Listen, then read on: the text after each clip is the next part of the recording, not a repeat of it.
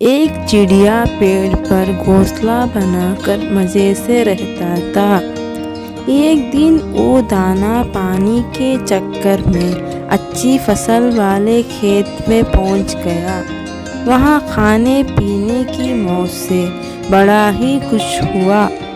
उस खुशी में रात को वो घर आना भी भूल गया और उसके दिन मज़े में वहीं बीतने लगे। इधर शाम को एक खरगोश उस पेड़ के पास आया जहाँ चिड़िया का घोंसला था।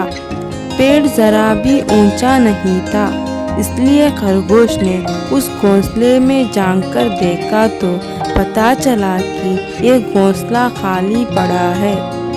घोंसला अच्छा खासा बड़ा था, इतना कि वो उसमें खरगोश आराम से रह सकता था। उसे यह बना बनाया घोंसला पसंद आ गया और उसने यही रहने का फैसला कर लिया। कुछ दिनों के बाद वो चिड़िया खा खा कर मोटा ताज़ा बनकर अपने घोंसले की याद आने पर वापस लौटा।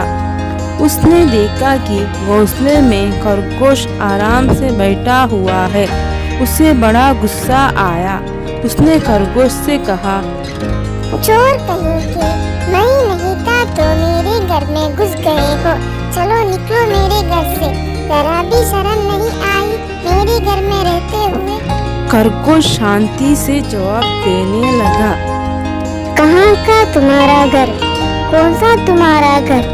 ये तो मेरा घर है। पागल हो गए हो तुम?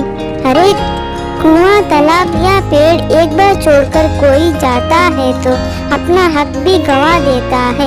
यहाँ तो जब तक हम हैं वो अपना घर है, बाद में तो उसमें कोई भी रह सकता है। अब ये मेरा घर है, बेकार में मुझे तंग मत करो। ये बात सुनकर चिड़िया कहने लगा, ऐसे बहस करने से कुछ हासिल नहीं होने वाला। किसी धर्म पंडित के पास चलते हैं, वो जिसके हक में फैसला सुनाएंगे उसे घर मिल जाएगा।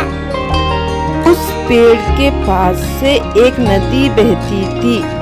वहाँ पर एक बड़ी सी बिल्ली बैठी थी। वो कुछ धर्म पाठ करती नजर आ रही थी। वैसे तो ये बिल्ली इन दोनों की जन्मजात शत्रु है, लेकिन वहाँ पर और कोई भी नहीं था, इसलिए उन दोनों ने उसके पास जाना और उससे न्याय लेना ही उचित समझा। बिल्ली के पास जाकर उन्होंने अपनी समस्या बताई। उन्होंने कहा, हमने अपनी उलझन तो बता दी। बिल्ली ने कहा, मैं एक बात तुम लोगों को कानों में कहना चाहती हूँ, जरा मेरे करीब आओ तो।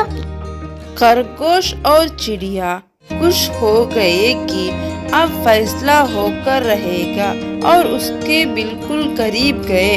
फिर क्या, करीब आए खरगोश को पंजे में पकड़कर मुंह से चिड़िया को बिल्ली ने नोच लिया। इस कहानी से हमें ये सीख मिलती है कि शत्रु से हमेशा संभाल कर रहना चाहिए और हो सके तो 4 हाथ दूर ही रहने में ही भलाई है। तो दोस्तों, इस कहानी को ज़रूर लाइक, कमेंट, शेयर और सब्सक्राइब करना ना भूलें। Thank you.